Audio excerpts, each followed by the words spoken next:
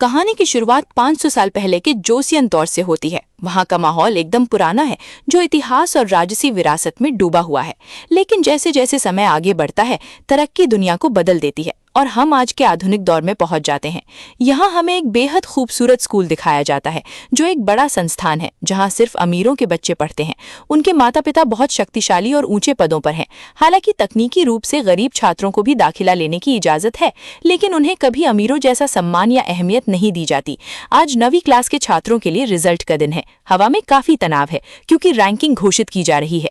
हमें एक अमीर और खानदानी परिवार के लड़के मिन से मिलवाया जाता है, जिसने दूसरा स्थान हासिल किया है। लेकिन इस बार पहला नंबर हमारी कहानी की हीरोइन ह्यूजू ने मारा है। ह्यूजू एक गरीब बैकग्राउंड से आती है और मिन को ये देखकर बहुत जलन हो रही है। अपनी सारी दौलत और सुविधाओं के बावजूद वो एक लड़की से पीछे रह गया। ह्यूजू बिना डरे शांति से जवाब देती है, मुझसे हार कर कैसा लग रहा है? मिन अपने अहंकार में हंसता है, मैं एक अमीर परिवार से हूँ, तुम चाहे कुछ भी कर लो, तुम मुझसे आगे नहीं निकल सकती। ह्यूजू थोड़ा मुस्कुराती है और कहती है, तो अगली बार और मेहनत करना, अगर कर सकूं तो पहले नंबर पर आकर दिखाना। लेकिन मिन यही नहीं रुकता, वो ह्यूजू के परिवार का मजाक उड़ाने लगता है। इस क्रूरता की वजह जल्द ही साफ हो जाती है। फिर भी ह्यूजू चुप रहने वालों में से नहीं है। वो उसके कपड़ों की तरफ इशारा करते हुए उसे करारा जवाब देती है और कहती है कि स्कूल आने से पहले उसे कम से कम ढंग के कपड़े पहनना तो सीख लेना चाहिए। चूंकि ह्यूजू पहले नंबर पर आई है, उसे प्रिंसिपल के ऑफिस में बुलाया जाता है, लेकिन तारीफ के बजाय उसे कड़वी बातें सुननी पड़ती हैं। प्रिंसिपल सवाल करता है कि अमीरों के होते हुए एक गरीब छात्रा क्लास में टॉप कैसे कर सकती है। वो कहता है कि ये गलत है और बिल्कुल मंजूर नहीं है। वो उसे याद दिलाता है कि ये स्कूल एक राजा ने खास तौर पर अमीर बच्चों के लिए बनवाया था और उसे वहां पढ़ने की इजाजत मिलना ही अपने आप में एक बड़ी बात है। फिर मजाक उड़ाते हुए वो राजा की तस्वीर की ओर इशारा करता है और कहता है, कौन जानता है कि तुम्हारा बाप कौन था, लेकिन राजा एक महान इंसान थे। उसी पल ह्यूजू को उस अपमान का मतलब समझ आ जाता है। प्रिंसिपल जानबूझकर उसे बेइज्जत कर रहा है, क्योंकि वो एक नाजायज औलाद है, एक ऐसी लड़की जिसका कोई पिता नहीं है। उसकी आंखों में गुस्से की आग जल उठती है और बिना एक शब्द कहे वो वहां से बाहर निकल जाती है। अब कहानी वर्तमान में आती है। हम देखते हैं कि ह्यूजू अब एक कंपनी की पावरफुल सीईओ बन चुकी है। वो अपने कर्मचारियों को बहुत बुरी तरह डांट रही है। बिक्री गिर रही है और नए ग्राहक नहीं आ रहे हैं। उसका स्वभाव बहुत गुस्सैल और सख्त है। तभी उसका सेक्रेटरी उसे एक प्रोग्राम की याद दिलाने आता है। ह्यूजू चिढ़कर कहती है, हाँ, मुझे पता है कि आज उनका जन्मदिन है, मुझे जाना होगा, मुझे परेशान करना बंद करो। लेकिन फिर अचानक एक सोची समझी मुस्कान के साथ वो कहती है, अब मैं उन सबको दिखाऊंगी। और इसके साथ ही वो अपने सेक्रेटरी के साथ पार्टी के लिए निकल जाती है। दूसरी तरफ हमें प्रिंस लियोन से मिलवाया जाता है। उन पर बहुत बड़ी जिम्मेदारी है। वो राजा के बाद दूसरे नंबर पर हैं। अगर राजा कोई फैसला नहीं कर पाते तो लियोन ही आगे आते हैं। उस वक्त लियोन नहा रहे हैं। उनके कमरे के बाहर नौकर सब्र से इंतजार कर रहे हैं, लेकिन अंदर से कोई जवाब नहीं आता। जल्द ही उनका मैनेजर चोई आता है और उनसे कहता है कि उन्हें तुरंत निकलना होगा। कमरे में दाखिल होते ही चोई पूछता है कि लियोन ने राजा के लिए क्या तोहफा तैयार किया है। जवाब में लियोन अचानक उन पर बंदूक तान देते हैं और कहते हैं, मैं तुम्हें अभी एक तोहफा दूंगा, बस रुको। लेकिन ये सब एक मजाक था। उनके चेहरे के भाव एकदम शांत और मजाकिया हो जाते हैं। चोई फिर लियोन से कपड़े बदलने की जिद करता है, क्योंकि जो उन्होंने पहना है वो जन्मदिन जैसे फॉर्मल प्रोग्राम के लिए बहुत अजीब है। इसी बीच ह्यूजू पार्टी वाली जगह पहुंच जाती है। वो एक शानदार कार से बाहर निकलती है और उसी पल सबकी नजरें उस पर टिक जाती हैं। लाल रंग की ड्रेस में वो बहुत खूबसूरत लग रही है, आत्मविश्वास से भरी और बेमिसाल। वो बड़ी शान से अंदर जाती है। कुछ ही पलों में उसकी ड्रेस इंटरनेट पर वायरल हो जाती है। उसकी कंपनी तुरंत इसका फायदा उठाती है और ड्रेस को बिक्री के लिए डाल देती है और सिर्फ 10 मिनट के अंदर वो पूरी तरह बिक जाती है। ये सब उसकी प्लानिंग का हिस्सा था। पार्टी की थीम पुराने दौर पर आधारित है और सबने उसी हिसाब से कपड़े पहने हैं। फिर भी उन सब के बीच ह्यूजू सबसे अलग दिखती है। पार्टी में 3 लड़कियां उसके बारे में गॉसिप कर रही हैं। कौन जानता है इसका बाप कौन था? इसे तो जैसे छोड़ दिया गया था। इसके बैकग्राउंड के बारे में कोई कुछ नहीं जानता। ह्यूजू उनकी बातें सुन लेती है। उसका चेहरा सख्त हो जाता है। गुस्से में वो एक गिलास तोड़ देती है और उसके टुकड़ों से उन्हें चुप रहने की धमकी देती है। लड़कियां डरकर भाग जाती हैं। तभी उसका बड़ा भाई ताइजू वहां आता है। साथ देने के बजाय वो उसे नीचा दिखाने लगता है। तुम्हारी कंपनी डूब रही है, तुम बेकार हो, मुझे देखो, मैं सफल हूँ, मैं तुमसे बहुत आगे हूँ। ह्यूजू ठंडे लहजे में पलटकर जवाब देती है, तुम्हें अपनी जुबान पर काबू रखना सीखना चाहिए। इससे पहले कि बहस बढ़े, सबको खाने के लिए अंदर बुलाया जाता है। सब अपनी सीटों पर बैठ जाते हैं। ह्यूजू सबसे पीछे बैठती है, जहां से मेन स्टेज साफ नहीं दिख रहा। मुख्य टेबल पर हम एक युन नाम के बच्चे को देखते हैं जो अपनी माँ यानी रानी आयरन के पास बैठा है। असल में ये बच्चा ही राजा है। सब किसी का इंतजार कर रहे हैं। वो लियोन का इंतजार कर रहे हैं। जब वो आखिरकार अंदर आता है तो रानी देर से आने और उसके कपड़ों के लिए उसे तुरंत डांटती है। लियोन शांति से जवाब देता है, राजा ने मुझे ये दिया था, इसीलिए मैंने इसे पहना। मुझे लगा उन्हें ये पसंद आया। राजा खुशी खुशी मान जाते हैं कि ये बहुत अच्छा लग रहा है। जल्द ही रस्में शुरू होती हैं। उनकी परंपरा में जन्मदिन पर दुआएं मांगी जाती हैं। राजा, रानी, लियोन और अपनी पूरी प्रजा की खुशी की दुआ मांगते हैं। लियोन समेत सभी अपनी इच्छाएं लिखते हैं। उसी समय प्रधानमंत्री आते हैं, जिन्हें हम मिस्टर ली कहेंगे। ह्यूजू उनके पास जाती है और कहती है, मैं आपको ही ढूंढ रही थी, आप कहाँ बैठे थे? मिस्टर ली सहजता से जवाब देते हैं, मैं आगे था, लेकिन बताओ अपने भाई से आगे निकलकर कैसा लग रहा है, और तुमने लाल ड्रेस क्यों पहनी है? ह्यूजू बेबाकी से मुस्कुराकर कहती है, क्यों, क्या मैं सेक्सी नहीं लग रही? मिस्टर ली थोड़े झेम जाते हैं और कहते हैं, नहीं नहीं, वैसी बात नहीं है, तुम अच्छी लग रही हो, लेकिन महल में लाल रंग पहनना मना है। ह्यूजू कंधा उचकाकर कहती है, मुझे नहीं पता था और मैंने इसे अपने लिए पहना है। तभी चोई मिस्टर ली को बुलाने आता है क्योंकि लियोन उन्हें याद कर रहे हैं। दोनों मिलते हैं। लियोन मजाक में कहते हैं, क्या बात है, आज सारी लड़कियां तुम्हें ही देख रही थी। मिस्टर ली हंसकर टाल देते हैं, नहीं, वो आपको देख रही थी। लियोन आह भरते हुए कहते हैं, मुझे लगता है मुझे बस शादी कर लेनी चाहिए, उसके बाद मैं हट जाऊंगा और तुम मेरी जगह ले लेना, तुम सब संभालो, आखिर राजा अभी सिर्फ 8 साल का है। मिस्टर ली तुरंत मना कर देते हैं। लियोन कहते हैं, तो फिर मुझ पर एक एहसान करो, मेरी शादी मत होने देना, और ये कहकर वो चले जाते हैं। सच्चाई ये है कि लियोन की शादी करने की कोई इच्छा नहीं है। इसी बीच ह्यूजू फोन सिग्नल ढूंढते हुए अनजाने में एक प्रतिबंधित इलाके में चली जाती है। लियोन उसे देख लेते हैं और सख्ती से उसके पास आते हैं। कौन हो, अपना नाम बताओ, यहाँ क्या कर रही हो? ह्यूजू अपनी बात समझाती है। लियोन का चेहरा सख्त हो जाता है, तुम यहाँ क्यों आई? ये कोई सार्वजनिक जगह नहीं है, यहाँ आना मना है, ये शाही परिवार के लिए सुरक्षित है। मैं 3 तक गिनूंगा, यहाँ से चली जाओ वरना मैं तुम्हें गिरफ्तार करवा दूंगा। मैं तुम्हें एक मौका दे रहा हूँ क्योंकि तुम मेरी जूनियर हो। ह्यूजू उसकी बातों से हैरान है। अचानक महल में एक जोरदार धमाके की आवाज गूंजती है। आग लग जाती है, हर तरफ अफरा तफरी मच जाती है। राजा अंदर फंस गया है। जैसे ही लियोन आग देखते हैं, उनका चेहरा जम जाता है, उनका शरीर सुन्न हो जाता है, उनकी आंखों में डर साफ दिखता है। वो सदमे में चले जाते हैं क्योंकि 3 साल पहले उनके पिता को भी इसी तरह जिंदा जला दिया गया था। इस अफरा तफरी में रानी आगे बढ़ती हैं और बिना सोचे समझे लियोन के चेहरे पर एक जोरदार थप्पड़ मार देती हैं। उनकी आवाज गुस्से और डर से कांप रही है। क्या तुम चाहते हो कि मेरा बेटा भी मर जाए, बिल्कुल वैसे ही जैसे तुम्हारे पिता मरे थे? लेकिन सच तो ये है कि राजा उनके पीछे सुरक्षित खड़े हैं, उन्हें खरोच तक नहीं आई। और वहीं पर ह्यूजू ये सब देख लेती है। इधर मिस्टर ली बाहर आते हैं और सोच में डूबे हुए हैं। उनके मन में बस एक ही सवाल है, आग किसने लगाई? 3 साल पहले भी ऐसा हुआ था और राजा उस आग में मर गए थे। अब इतिहास खुद को दोहरा रहा है। वो तुरंत जांच के आदेश देते हैं। ह्यूजू अपनी सेक्रेटरी से मिलती है और आग के बारे में बताती है, लेकिन सेक्रेटरी खतरे के बजाय घबराहट में पूछती है, लियोन का क्या हुआ, क्या वो ठीक है? ह्यूजू चिढ़कर आंखें घुमाती है, ये जानकर तुम क्या करोगी? क्या तुम उनकी फैन हो? तुम्हें क्या लेना देना? चलो शांति से घर चलते हैं। जब वो जा रहे होते हैं तो हमें ह्यूजू के पास्ट में ले जाया जाता है। वो एक याद सुनाती है। एक बार वो तीरंदाजी का अभ्यास करने के लिए स्कूल के एक प्रतिबंधित इलाके में गई थी। वो निजी संपत्ति थी जो सिर्फ कुछ खास छात्रों के लिए थी। जब वो वहां थी, लियोन वहां आए थे। उन्होंने उससे सवाल किया था, कौन हो, अपना नाम बताओ, यहाँ क्या कर रही हो? ह्यूजू ने ईमानदारी से जवाब दिया था, मैं यहाँ पढ़ती हूँ, मैं 9वीं क्लास में हूँ। लियोन ने रूखेपन से जवाब दिया था, 10वीं से कम उम्र के छात्रों को यहाँ आने की अनुमति नहीं है। फिर ह्यूजू ने उन्हें चुनौती दी थी, आप यहाँ क्या कर रहे हैं? लियोन ने शांति से अपनी मंजूरी दिखाई, मेरे पास इजाजत है। ह्यूजू ने उत्सुकता से पूछा, आपको वो कैसे मिली? फिर उसने आगे कहा, कल मेरा मैच है, मैं बस यहाँ प्रैक्टिस करने आई थी। देखो मेरे पास चाबी भी है, मैंने इसे अपने क्लासमेट मिन से चुराया है। हाँ, वही मिन जो शुरू में दूसरे नंबर पर आया था। उसे नहीं पता था कि मिन के पास चाबी कहाँ से आई, लेकिन उसे फर्क नहीं पड़ता था। उसने दृढ़ता से कहा था, बस मैं जीतना चाहती हूँ, और फिर चली गई थी। वापस वर्तमान में रानी लियोन से थप्पड़ मारने के लिए माफी मांग रही हैं। लियोन शांति से जवाब देते हैं, ठीक है, राजा सुरक्षित है, वही मायने रखता है, लेकिन मुझे आपका थप्पड़ मारना पसंद नहीं आया। रानी जो अभी भी डरी हुई हैं कहती हैं, आग लगी थी, राजा मर सकते थे, लेकिन आपको तो कुछ नहीं हुआ। लियोन का चेहरा थोड़ा सख्त हो जाता है, आप क्या उम्मीद करती हैं, इसमें मेरी क्या गलती है? रानी एक लंबी सांस लेती हैं और उन्हें आदेश देती हैं, पता लगाओ कि ये किसने किया, और अगर तुम सच में राजा का सम्मान करते हो तो तुम उससे शादी करोगे जिसे मैं तुम्हारे लिए चुनूंगी। लियोन चुप हो जाते हैं और कहानी फिर से अतीत में चली जाती है।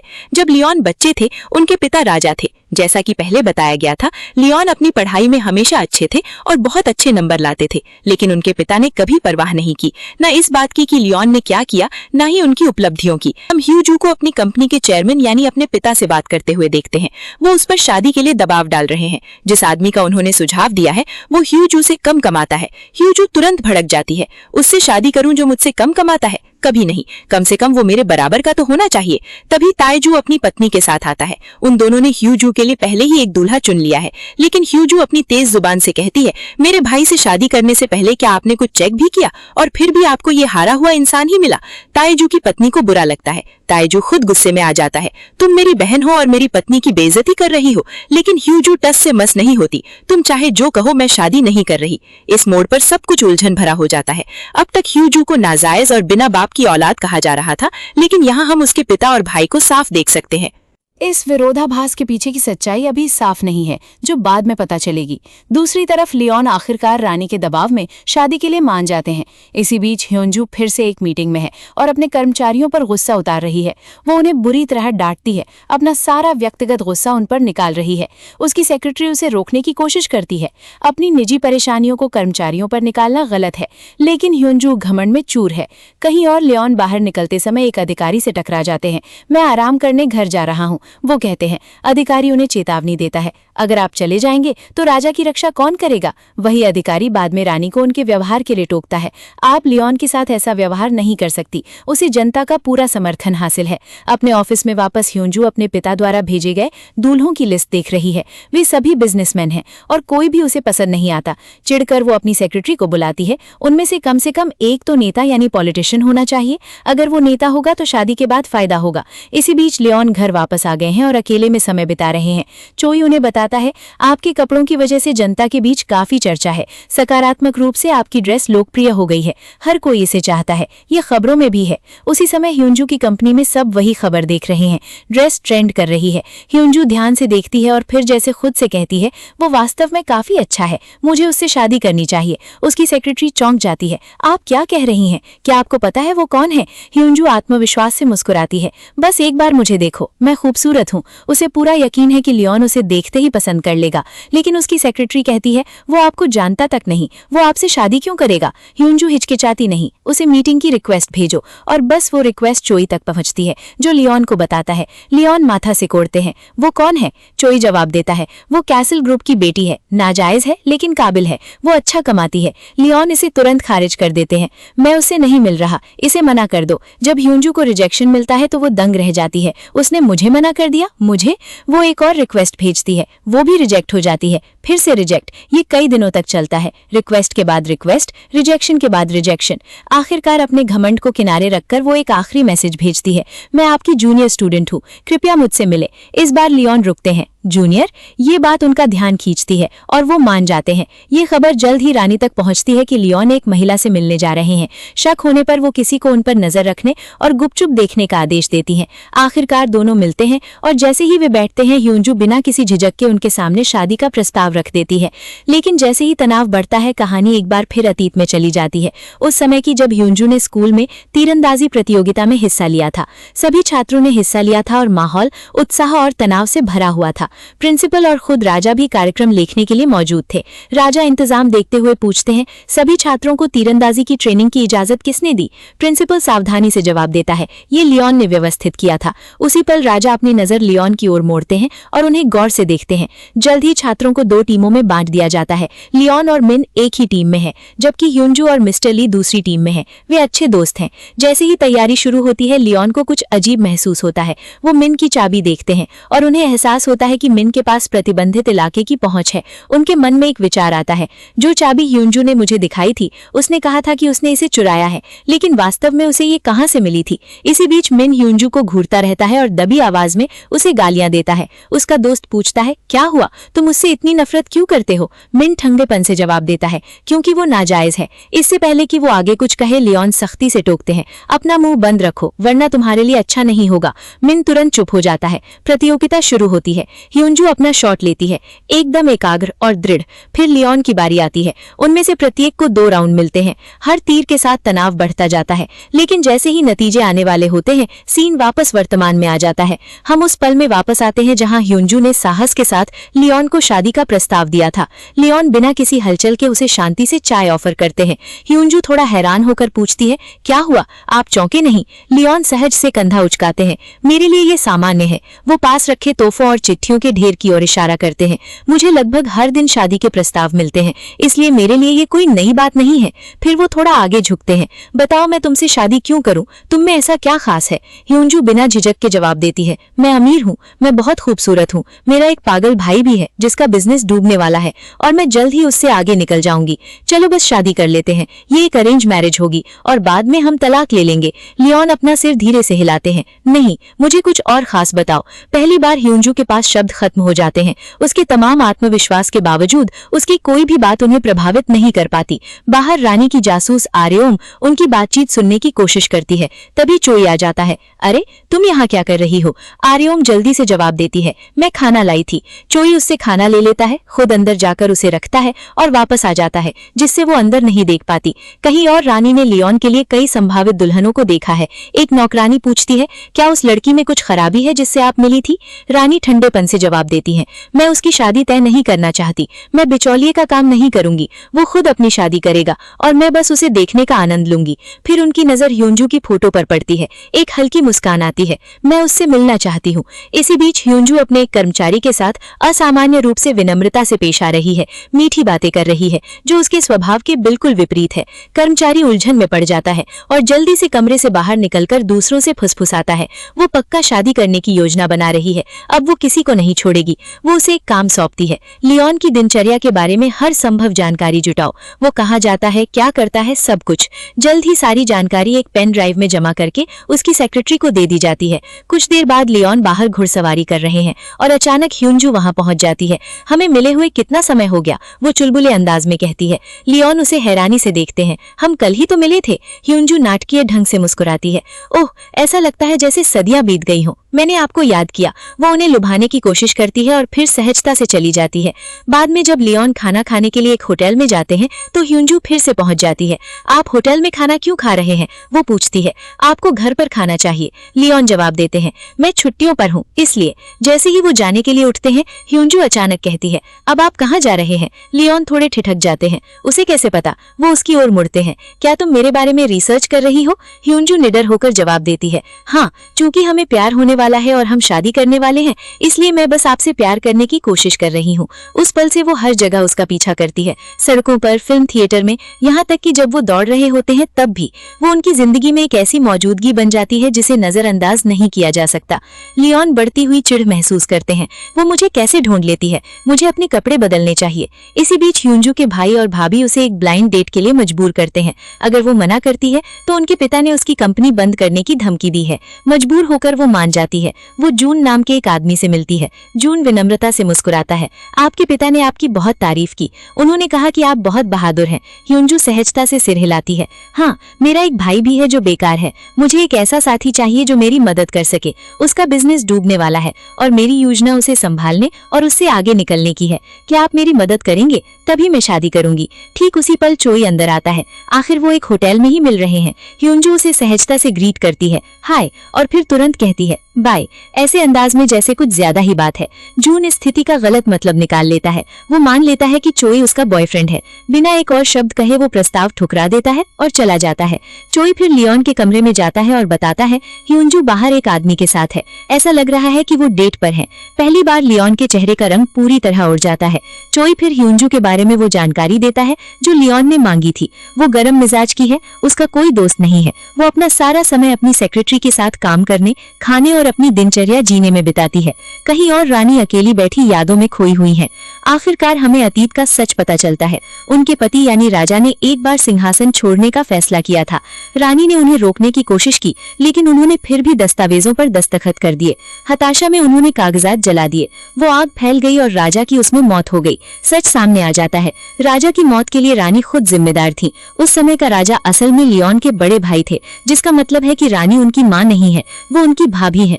और वर्तमान का छोटा राजा, वो बच्चा उनका बेटा है। लियोन उनके चाचा है। उस समय बच्चा सिर्फ 5 साल का था, फिर भी उसे राजा बना दिया गया।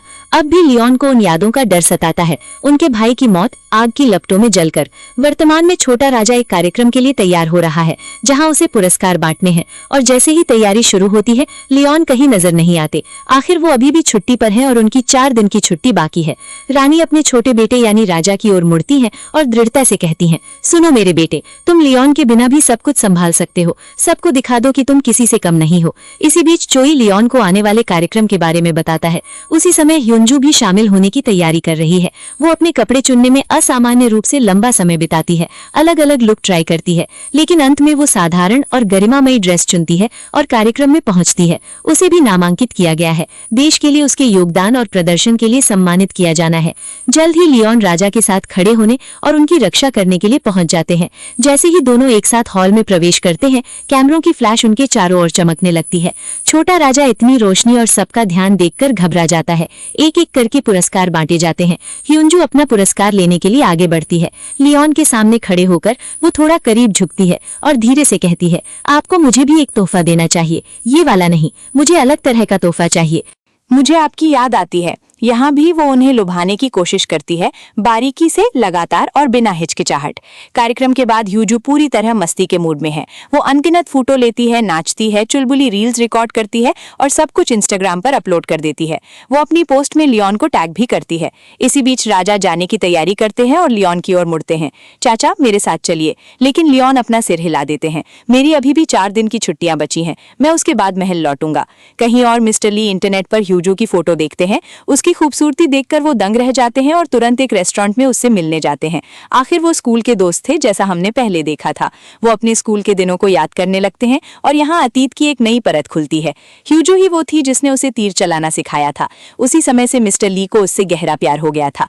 दूसरी तरफ चोई एक फार्मेसी में दवाई खरीद रहा है। लियोन की हालत काफी बिगड़ गई है। वो शाही अस्पताल नहीं जा सकते क्योंकि रानी के रिश्तेदार वहां काम करते हैं और वे तुरंत उन्हें खबर कर देंगे। लियोन और ज्यादा बीमार हो जाते हैं। संयोग से ह्योंजू भी उसी होटल में ठहरी है जहां लियोन है। वो अपनी वायरल इंस्टाग्राम पोस्ट देखकर खुशी से उछल रही है, अपनी कामयाबी का आनंद ले रही है। चोई आता है और उसे लियोन की हालत के बारे में बताता है। जल्द ही हम देखते हैं कि लियोन के इलाज के लिए एक डॉक्टर को बुलाया जाता है। वो बिस्तर पर बेहोश पड़े हैं।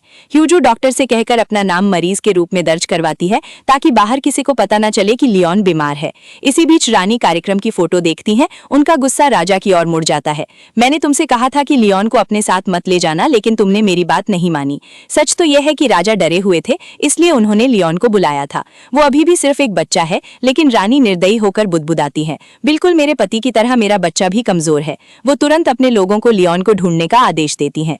होटल में लियोन आराम कर रहे हैं, जबकि ह्योंजू और चोई आराम से खा पी रहे हैं, जैसे कुछ हुआ ही ना हो। ह्योंजू पूछती है, लियोन इतने बीमार क्यों है, वो शाही अस्पताल क्यों नहीं जाते? चोई जवाब देता है, अगर वो वहां जाएंगे तो सबकी नजरों में आ जाएंगे और वो ऐसा नहीं चाहते। अचानक चोई को एक मैसेज मिलता है, रानी आ चुकी हैं, उन्हें पता मिल गया है। तुरंत अफरा तफरी मच जाती है। चोई जल्दी से ह्योंजू को कमरे के अंदर छुपा देता है। तभी रानी अपने लाव लश्कर के साथ पहुंचती है। बिना झिझक वो लियोन के कमरे में घुस जाती हैं, लेकिन लियोन बिस्तर पर नहीं है, वो आधे अधूरे कपड़ों में खड़े हैं। ये नजारा रानी को चौंका देता है। उनके गाल शर्म से लाल हो जाते हैं और वो मुड़ जाती हैं। लियोन शांति से कहते हैं, कृपया बाहर इंतजार करें, आपको इस तरह अंदर नहीं आना चाहिए। वो बाहर निकलती हैं, लेकिन तभी उनकी नजर एक चीज पर पड़ती है, ह्योंजू का बैग। उनका शक तुरंत जाग जाता है। वो वापस अंदर भागती हैं और ह्योंजू को लियोन के साथ देखती हैं। उस पल में रानी सबसे बुरा मान लेती हैं। वो ठंडेपन से कहती हैं, इस गुस्ताखी के लिए तुम दोनों को सजा मिलेगी। कल महल आना, हम इसका फैसला वहीं करेंगे। अगली सुबह ह्योंजू अपने कमरे में सोकर उठती है और उसकी सेक्रेटरी चौंकाने वाली खबर लेकर आती है। स्कैंडल धमाके की तरह फैल गया है। खबरें आ रही हैं कि लियोन और ह्योंजू को एक होटल के कमरे में पकड़ा गया है। वो इसे पढ़ती है और घबराने के बजाय जोर से हंसने लगती है। तो आखिरकार ये हो रहा है। अब शादी पक्की है। लेकिन खबर यहीं नहीं रुकती। इसमें यह भी दावा किया जाता है कि ह्यूजू प्रेग्नेंट है, क्योंकि एक डॉक्टर को कमरे में घुसते देखा गया था। वो और भी जोर से हंसती है और तालियां बजाती है। दुनिया की राय उसके लिए कोई मायने नहीं रखती। हालांकि उसकी सेक्रेटरी चिंतित है। लियोन एक आदर्श शख्सियत है, उनके अनगिनत चाहने वाले हैं, करोड़ों लड़कियां उनसे प्यार करती हैं। ह्यूजू कहती है तो क्या हुआ, मैं नहीं करती। वो प्रेगनेंसी की खबर पर हंसती रहती है, उसे कोई फर्क नहीं पड़ता। मिस्टर ली को भी खबर मिलती है और वो तुरंत महल की ओर बढ़ते हैं। आज इस स्कैंडल पर फैसला होना है। सबको लगता है कि उनके बीच वाकई कुछ हुआ है। लियोन से भी महल में होने की उम्मीद की जाती है, लेकिन इसके बजाय वो चोई से कहते हैं, मुझे घर ले चलो, मैं वापस जा रहा हूँ। चोई हिचकिचाता है। महल में सब आपका इंतजार कर रहे हैं। लेकिन लियोन अपने घर लौट जाते हैं और ह्यूजू को भी वहां बुलाते हैं। नौकर इस अथातिक चक्कर की चर्चा कर रहे हैं। हालांकि अंदर लियोन कुछ अनपेक्षित करते हैं। वो ह्यूजू से माफी मांगते हैं। तुम्हारी प्रतिष्ठा को नुकसान पहुंचा है, लोग तुम्हें प्रेग्नेंट कह रहे हैं। फिर वो कहते हैं, इसके बदले में मैं तुम्हारी कोई भी इच्छा पूरी करूंगा जो तुम चाहो। ह्यूजू अधीर होकर उन्हें देखती है। आप पहले से ही मेरी इकलौती इच्छा जानते हैं। वो उनके सामने फूल रखती है। ये वही फूल हैं जो अतीत में उस दिन के हैं जब उसने उन्हें तीरंदाजी में हराया था। और एक बार फिर कहानी उस पल में लौट जाती है। प्रतियोगिता में ह्यूजू जीत गई थी, लियोन हार गए थे। अब वर्तमान में वो उनसे सीधे पूछती है, आप जानबूझकर हार गए थे, है ना? मुझे सच बताइए। उस समय उसके भाई को स्कूल से निकाल दिया गया था। उसके लिए कोई जगह नहीं थी। सब ह्यूजू की गलती का इंतजार कर रहे थे ताकि उसे हटाकर उसके भाई को जगह दी जा सके। आखिर वो जायज औलाद था और वो नहीं। लियोन उसे शांति से देखते हैं, फिर आखिरकार कहते हैं, ठीक है, मैं तुमसे शादी करूंगा। लेकिन उनकी आवाज गंभीर हो जाती है। रात में वे शाही महल गए। उस समय शाही महल ऊर्जा से भरा हुआ था। रिपोर्टर हर कोने में भरे हुए थे। वे ह्यूजू के साथ राजकुमार के रिश्ते के बारे में लगातार सवाल पूछ रहे थे। क्या अफवाहें सच थी या नहीं? लियोन ने एक साहसिक कदम के साथ इस सब को खत्म करने का फैसला किया। वो कार से बाहर निकले, दरवाजा खोला और कैमरों के सामने ह्यूजू को बाहर निकलने में मदद की। यहाँ तक कि ह्यूजू नंबर 1 ट्रेंडिंग टॉपिक बन गई। वो साधारण लड़की जिसने राजकुमार का दिल जीत लिया। महल के अंदर का माहौल घुटन भरा था। रानी हर रूल तोड़ने के लिए इयान पर भड़की हुई थी। उन्होंने नौकरानी को उन्हें तुरंत बुलाने का आदेश दिया। इयान के पास ह्यूजू को रॉयल स्वीट में अकेला छोड़कर उनके पास जाने के अलावा कोई चारा नहीं था। रानी गुस्से में फट पड़ी। उन्होंने स्कैंडल के लिए माफी मांगी और सवाल किया कि वो ह्यूजू को महल में क्यों लाए। इयान ने आत्मविश्वास से जवाब दिया, वो उसे ये साबित करने के लिए लाए थे कि वो गंभीर हैं। फिर उन्होंने साफ तौर पर कहा, मैंने उससे शादी करने का फैसला किया है। और बस उन्हें उकसाने के लिए उन्होंने अपने नाम के नीचे एक बच्चे को स्वीकार करने का मजाक बनाया, जिससे वो दंग रह गईं और वो वहां से चले गए। जब इयान रॉयल स्वीट में लौटे तो ह्यूजू क्राउन प्रिंस यून को खाना खिला रही थी। तुरंत ही जलन ने जगह ले ली। उनका गुस्सा तब बढ़ गया जब यून ने कहा कि उसे नींद नहीं आ रही है और ह्यूजू ने उसे खाने के लिए कहा। इयान ने तुरंत नौकरानी को यून को उसके कमरे में ले जाने का आदेश दिया। अगर क्राउन प्रिंस को कुछ भी होता तो ये बड़ी आफत होती और रानी उसे कभी नहीं छोड़ती। ह्यूजू उनकी प्रतिक्रिया से हैरान थी। उसने शांति से पूछा, अगर सच में कुछ हुआ तो आप मेरे साथ खड़े होंगे या रानी के साथ? इयान रुके, फिर उसे चुना। उन्होंने कहा कि उन्हें लोगों को ये यकीन दिलाने के लिए पूरी तरह से अभिनय करना होगा कि वे एक दूसरे के प्यार में पागल हैं।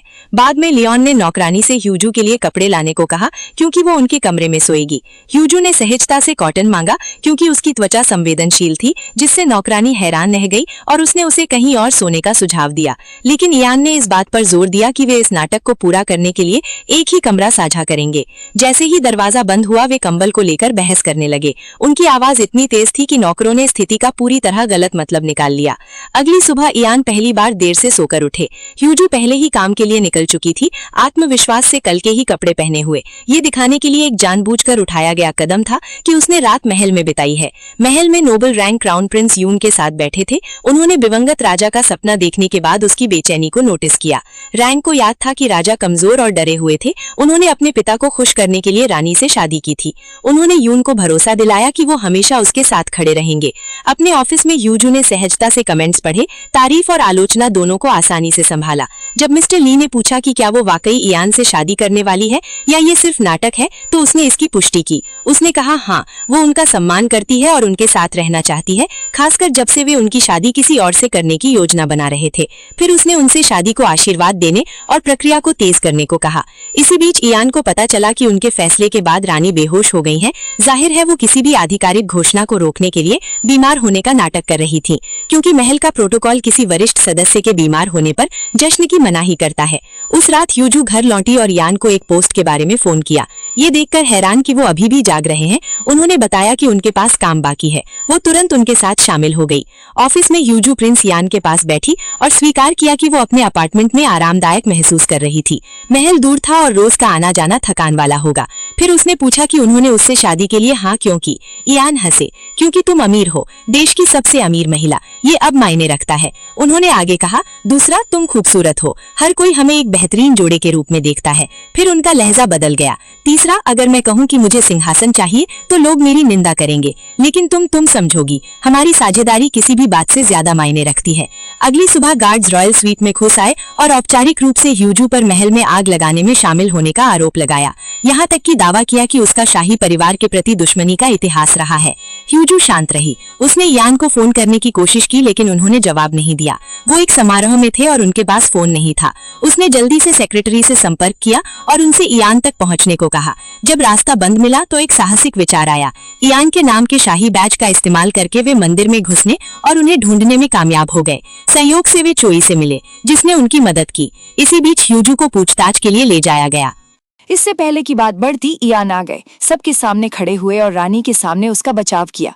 कोई सबूत नहीं था। उस पल में यूजू ने बेहोश होने का नाटक किया ताकि स्थिति बिगड़ने से बच जाए। इयान उसे सबके सामने गोद में उठाकर वापस रॉयल सूट ले गए। अंदर पहुंचते ही वो खड़ी हो गई, अपने अभिनय से खुश थी। उसने उससे कहा कि वो जेल जाने से नहीं डरती, वो हर साल मुकदमों का सामना करती है। वो पहले से ही सोच रही थी कि किस वकील को काम पर रखना है। उसे यकीन था कि वो फिर से बच जाएगी, खासकर जब रानी की धमकियों को नौकरों ने सुन लिया था। कुछ ही पलों में महल में अफवाहें फैल गई। उनकी प्रेम कहानी चर्चा का विषय बन गई। उस रात यूजू ने इयान को चुपके से बाहर निकालकर महल के बाहर मुलाकात की। उसने उन्हें सोने में मदद करने के लिए चाय और विटामिन दिए। जैसे ही वो करीब झुके, उन्होंने फुसफुसाकर कहा कि कोई उन्हें देख रहा है और फोटो ले रहा है। अगले दिन धमाका हुआ। महल उनके रिश्ते की चर्चाओं से गूंज उठा। अब कोई नहीं मानता था कि ये सिर्फ एक अफवाह है। एक मीटिंग बुलाई गई। रैंग ने राजकुमार से कहा कि वो यूजू के साथ नहीं रह सकते। वो एक आम नागरिक थी और इससे भी बुरा एक नाजायज बेटी। महल का प्रोटोकॉल इसकी इजाजत कभी नहीं देगा। लेकिन प्रधानमंत्री मिस्टर ली ने इसे राजनीतिक दृष्टि से देखा। उन्होंने यान को सार्वजनिक रूप से रिश्ते की पुष्टि करने की सलाह दी। अगर वो अब उसे छोड़ देते तो ये एक बड़ा शाही स्कैंडल बन जाता। इसके बजाय उन्होंने सुझाव दिया कि ये घोषणा की जाए कि वे अभी रिश्ते की शुरुआत में हैं, एक दूसरे को जान रहे हैं, ताकि जनता की गुस्से को शांत करने के लिए शादी में देरी की जा सके। रैंग मान गए, लेकिन इस बात पर जोर दिया कि यूजू रॉयल सूट छोड़कर घर वापस चली जाए। इस बार इयान ने मना कर दिया। अगर वो वापस जाती है तो उसकी जान को खतरा होगा। अगर कुछ हुआ तो मैं जिम्मेदार नहीं होऊंगा।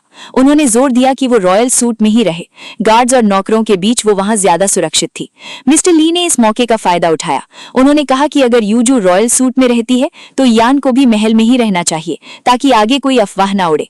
जाहिर तौर पर उन्हें अलग रखने की कोशिश की जा रही थी। जब रानी को पता चला कि क्या हुआ तो उन्होंने आपा खो दिया। वो रैंग पर भड़क गईं कि उन्होंने इसकी अनुमति क्यों दी। उन्होंने कहा कि उनके फैसले ने यूजू को वैधता दे दी है। रॉयल सूट में उसकी मौजूदगी ने उसका दर्जा बढ़ा दिया है। रैंग ने पलटकर जवाब दिया, अगर आप ये जानती थी तो आपको उस पर आग का आरोप लगाने के बजाय खुद पर काबू रखना चाहिए था। आपने इसे पीड़ित बना दिया और राजकुमार को उसके प्रति और ज्यादा जोड़ दिया। उन्होंने आगे कहा, आपकी वजह से जनता की राय बदल गई है। अब सारी आलोचना आपकी ओर है। हेडलाइंस ने यूजू को 21वीं सेंचुरी की सिंड्रेला कहा, वो आम लड़की जिसने राजकुमार का दिल जीत लिया। जानकारों ने तर्क दिया कि शादी असंभव है। महल के मानक बहुत सख्त थे और शाही परिवार उसे तब तक लड़ता रहेगा जब तक वो छोड़ न दे। यूजू पर दबाव देखकर यान माहौल हल्का करने के लिए रॉयल सूट में उसके पास गए, लेकिन वो अफवाहों से परेशान नहीं थी। इसके बजाय उसने कुछ साहसी करने का सुझाव दिया। शादी में तेजी लाए और सबको इसे स्वीकार करने के लिए मजबूर करें। फिर उसने प्रस्ताव दिया कि वे बाहर साथ घूमें। हम देखते हैं कि काम सावधानी से यूजू को तैयार कर रही है, उसके बालों और हर बारीकी को ठीक कर रही है। उसे राजकुमार के बगल में परफेक्ट दिखना था। वो एक सुंदर ड्रेस में बाहर निकली, आत्मविश्वास से भरी हुई। लेकिन यान हंस पड़े। उन्हें उसे इतना फॉर्मल देखने की आदत नहीं थी।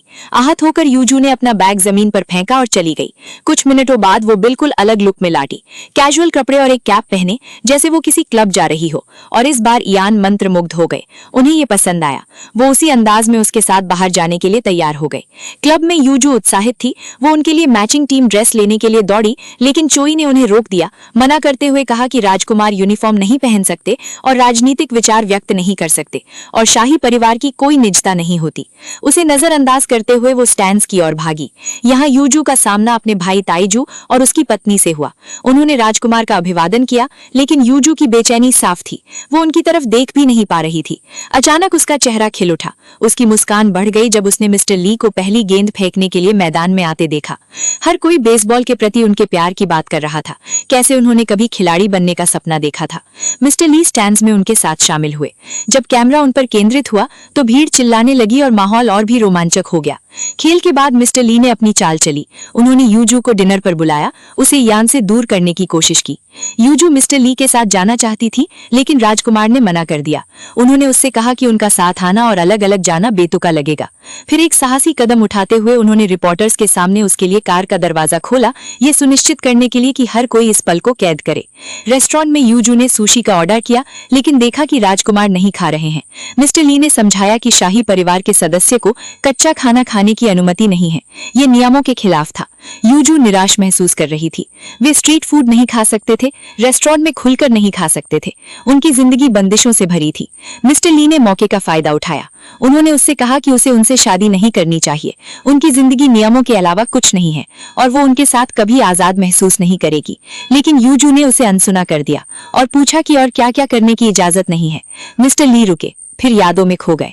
हम राजकुमार के बचपन को देखते हैं, कठोर और दम घोंटने वाला।